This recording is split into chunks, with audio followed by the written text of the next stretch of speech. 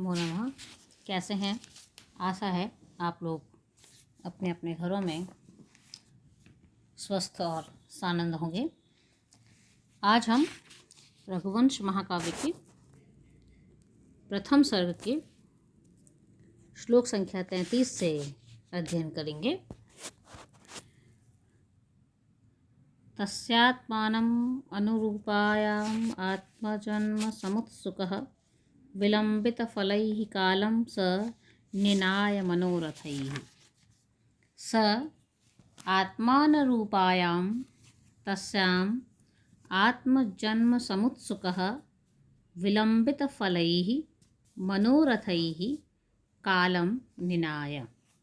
सः राजा दिलीप आत्मानरूपायां स्वसदृश्यायां सुदक्षिणायां आत्मजन्मसमुत्सुकः यानी पुत्र प्राप्त्युत्कण्ठितः सन् विलम्बितफलैः सविलम्बपरिणामैः मनोरथैः अभिलाषैः कालं सत्समयं निनाय यापयामास।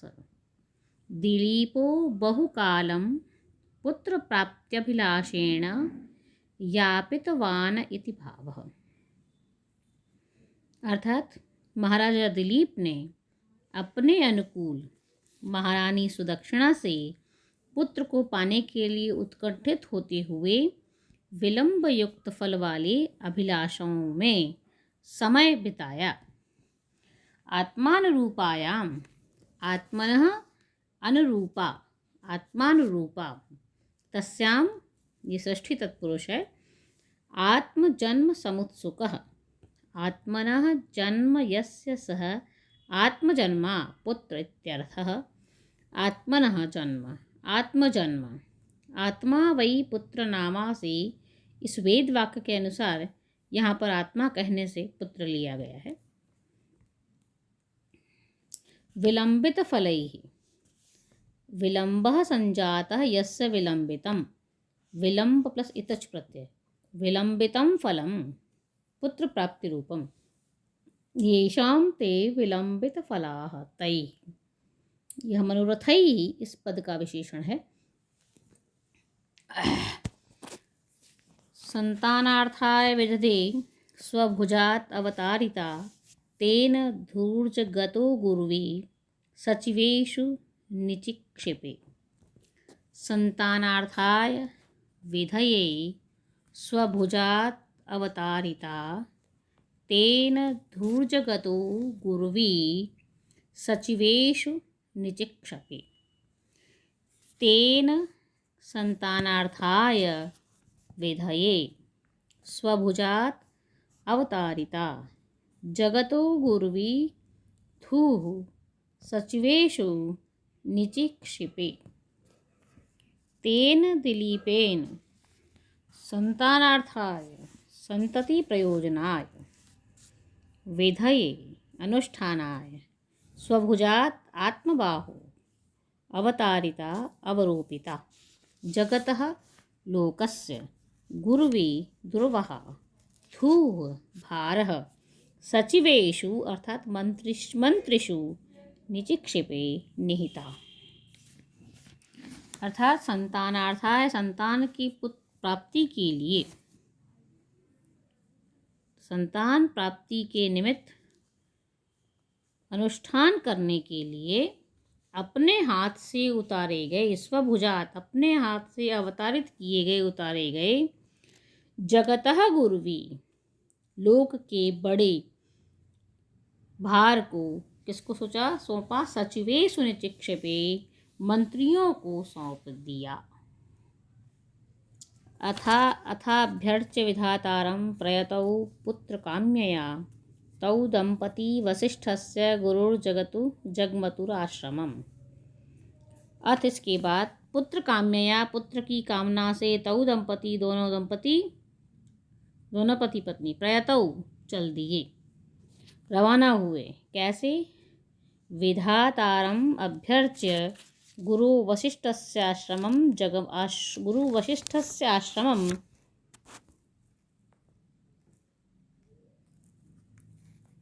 जगमतुः इसके बाद अनंतर ध्रुवतारा यानी उनको हटा देने के बाद अपनी सारी भुजाओं का जो भार है वो उनको सौंप देने के बाद पुत्र कामना से दोनों पति पत्नी यानी राजा दिलीप और सुदक्षिणा, उनकी पत्नी सुदक्षिणा, वे दोनों ही विधातारम ब्रह्मांडम अभ्यर्च्य पूजा करके गुरु वशिष्ठ के आश्रम की ओर जगमतु चल दिए, रवाना हो गए। पुत्र की प्राप्ति की इच्छा से वे पति पत्नी सुदक्षिणा और राजा दिलीप पवित्र होकर ब्रह्मा की पूजा करके विधातारम अभ्यर्च्य ब्रह्मा की पूजा करके कुल गुरु वशिष्ठ के आश्रम की ओर चले गए। स्निग्ध 36वां श्लोक है। स्निग्ध गंभीर निर्घोषमेकं स्यन्दनम् आस्थितौ प्रावृष्णेयं पयोवाहं विद्युतैरावताविव। स्निग्ध गंभीर निर्घोषम एकं स्यन्दनम् आस्थितौ प्रावृषेण्यं पयोवाहं विद्युतैरावताविव। स्निग्ध गंभीर निर्घोषम, मधुर और गंभीर शब्द वाले। स्निग्धम मधुर, गंभीर निर्घोषम आवाज वाले, ध्वनि वाले। एकम स्यंदनम एक ही रथ पर अस्थितौ स्थित होकर। कैसे? प्रावृषणम पयोवाहम विद्युत और बादल।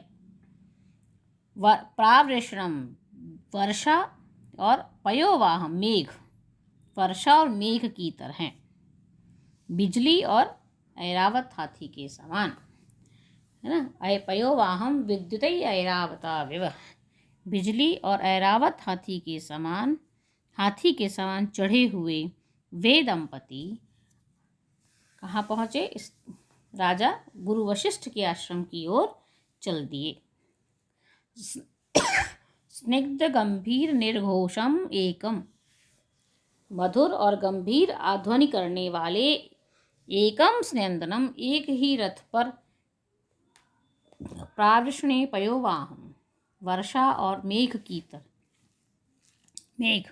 विद्युतै ऐरावतम, विद्युत और ऐरावत के समान, एक के समान ही आस्थितौ स्थित होकर गुरु आश्रम की ओर चले गए, आश्रम में गई।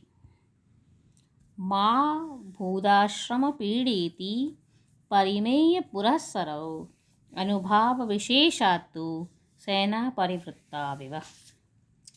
आश्रम पीड़ा इति माँ भूत इति परिमेय पुरःसरौ अनुभाव विशेषात्तु सेना परिवृत्ताविव। परिवृत्तौ इव। आश्रम पीड़ा तपोवन क्लेश, आश्रम पीड़ा आश्रमस्य पीड़ा। माँ भूत आश्रम में को पीड़ा न हो, इति इस प्रकार। परिमेय पुरःसरौ नौकरों से, परिजनों से, सेवकों को आगे करने वाली, परंतु अनुभाव विशेषात प्रभाव की विशेषता से। कैसा हुआ? सेना परिवृत्त हुई, वह मानो सेना से घिरे हुए राजा दिलीप और सुदक्षिणा गुरु के आश्रम की ओर चले। आश्रम पीड़ा माँ भूत, आश्रम में पीड़ा न हो, आश्रम को क्लेश न हो, किसी प्रकार का कष्ट न हो, इस कारण से परिमेय पुरःसरः कुछ ही सेवकों को आगे किए हुए करने वाले, परंतु प्रभाव अनुभाव विशेषात अनुभाव विशेष से सेना परिवृत्त हुई, वो मानो सेना से घिरे हुए सुदक्षिणा और दिलीप गुरु वशिष्ठ के आश्रम की ओर गए। सेव्यमानौ सुखस्पर्शै शालनिर्यासगन्धिभिः पुष्परेणुत्कीर्तिवातैराधूतवनराजिभिः। सेव्यमानौ सुखस्पर्शैः शालनिर्यासगन्धिभिः पुष्परेणुत्कीर्णेवातैः राधूतवनराजिभिः। सुखस्पर्शैः यानी आनंदजनक स्पर्श, शालनिर्यासगन्धिभिः सरतरुनिस्यन्दगन्धयुक्तैः पुष्परेणुत्कीरैः यानी कुसुमरजोनिक्षेपकैः आधूतवनराजिभिः ईषत्कम्पितविपिनपङ्क्तिभिः एतादृशैः वातैः अनिलैः सेव्यमानौ परिचर्यमाणौ तौ दम्पती गुरुवसिष्ठाश्रमं जग्मतुः। सुखयति इति सुखः, सुखस्पर्शो येषां तैः, ये सब विशेषण है वातैः इस पद की। आनंदजनक स्पर्श वाले सर्ज वृक्ष के गोंद के सौरभ से युक्त, फूलों के परागों को बिखेरने वाले और वनों की पंक्ति को खिलाने वाले ऐसे वायुओं से सेवित होकर वे दंपति सुदक्षिणा और दिलीप गुरु वशिष्ठ के आश्रम की ओर गए। मनोभिरामा शृण्वन्तौ रथनेमिस्वनमुखैः षडज संवादिनी केकाद्विधा भिन्ना शिखण्डिभिः। रथनेमिस्वनोन्मुखैः स्यन्दनचक्रधारा शब्दोर्ध्वाननैः शिखण्डिभिः मयूरैः द्विधा, दो प्रकार की, शुद्ध विकृत भेदेन प्रकारद्वयेन अच्युत अच्युत भेदेन व भिन्ना अर्थात भेदयुक्ता षडज संवादिनी षडज स्वर सदृशी मनोभिरामाः चित्तप्रियाः कीकाः मयूरवाणीः शृण्वन्तौ आकर्णयन्तौ तौ दम्पती गुरोवसिष्ठस्य आश्रमं जगमतुः। रथनेमिस्वनोन्मुखैः, रथस्य नेमयो रथनेमयः रथनेमिना स्वनः उत मुखं येषां ते उन्मुखाः रथनेमिस्वनैः उन्मुखाः तैः। रथ के चक्रों की धार के शब्दों से मेघ की आवाज़ की शंका से ऊंचा मुख करने वाले, इसका अभिप्राय है। यह पद शिखण्डिभि का विशेषण है